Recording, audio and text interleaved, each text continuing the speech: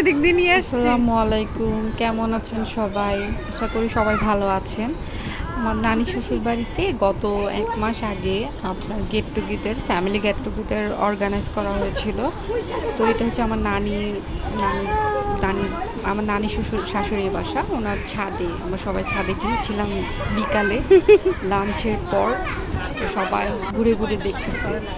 ছাদের আর্কিটেকচারটা আসলে অনেক সুন্দর হয়েছে। আমার ছোটো মামা শ্বশুর নিজে ডিজাইন করে এটা বানিয়েছে। আম্মু তো আমরা সবাই এখানে ঘোরাঘুরি করছি, এই তো সবাই দেখছে, ছবি তুলছে।